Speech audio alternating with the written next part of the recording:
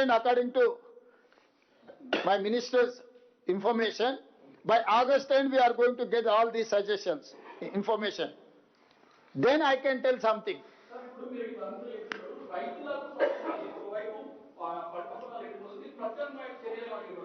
ఏమున్నది వీళ్ళని కోసి రక్తం చల్లితే పంటల మీద అదే పండుతుంది. ఎందుకంటే వీళ్ళ బలుపు కొవ్వు పంటలకు సరిపోద్ది. కరువు వచ్చింది, అందుకే 6 తడి పంటలు వేయండి అని చెప్పి 6 నెలల నుంచి మొత్తుకుంటున్నాం.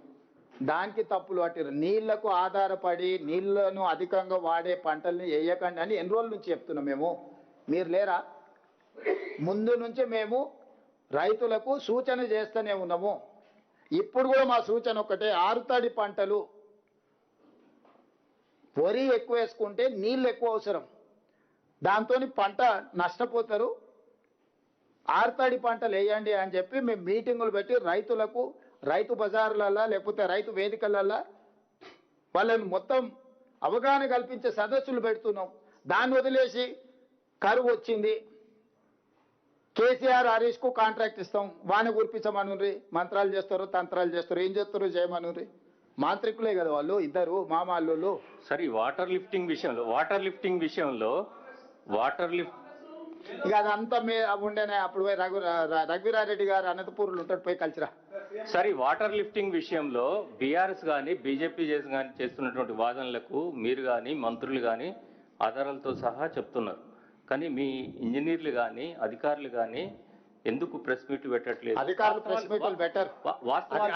అధికారులు ప్రెస్ మీట్లు పెట్టారు. ఎందుకంటే గత ప్రభుత్వంలో కూడా కాళేశ్వరం సంబంధించిన ఇష్యూలో అధికారులు సాంకేతిక నిపుణులు ప్రభుత్వానికి సహకరించడానికి, ప్రభుత్వ ఆదేశాల ప్రకారం పనిచేయడానికి మాత్రం అధికారులు ఉంటారు. అధికారులు ప్రెస్ మీట్లు పెట్టారు. రిటైర్ అయిన వాళ్ళు ఖాళీగా ఉన్నారు కాబట్టి పెడుతున్నారేమో. ఎందుకంటే ఇది పొలిటికలైజ్ అవుతున్నది. లేదు, మేమే ప్రభుత్వాన్ని నడపాల్సింది. ప్రభుత్వాన్ని నడపాల్సింది మంత్రులు, కౌన్సిల్ ఆఫ్ మినిస్టర్సే ప్రభుత్వాన్ని నడుపుతారు. దాన్ని పొలిటిసైజ్ చేసేటోడికి బుర్ర లేదని దాని అర్థము. ఏ ప్రభుత్వమైనా ఏ అంశాలనైనా నిర్ణయాలు తీసుకోవాల్సింది council of ministers. Council of ministers ఆదేశాల మేరకే అధికారులు పనిచేస్తారు. సో కౌన్సిల్ ఆఫ్ మినిస్టర్స్ ఎక్స్పర్ట్స్ని అందరినీ కూర్చి చేర్చి ఈరోజు మొత్తం పరిశోధన చేసి పరిశీలన చేసి దీన్ని పూర్తి చేయడానికి ప్రయత్నం చేస్తున్నాము.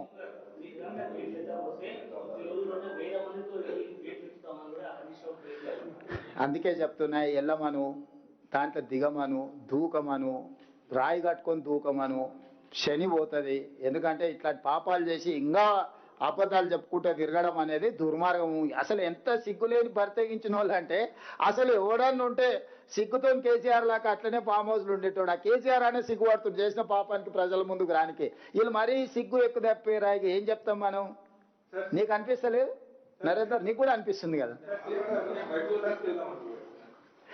అదే చెప్తారా వాళ్ళు. బాలకృష్ణనే చెప్పాడు, ఎవరు రైతులు తెలియరు, అంతా మా కార్యకర్తలు వచ్చి చేస్తున్నారు, ఇదంతా ఒక పనికిమాలిన ప్రాసెస్ అని చెప్పి బాలకృష్ణనే చెప్పి. నేను చెప్పేది ఏంటి మీకు అర్థమైంది కదా. ఓకే, ధన్యవాదాలు.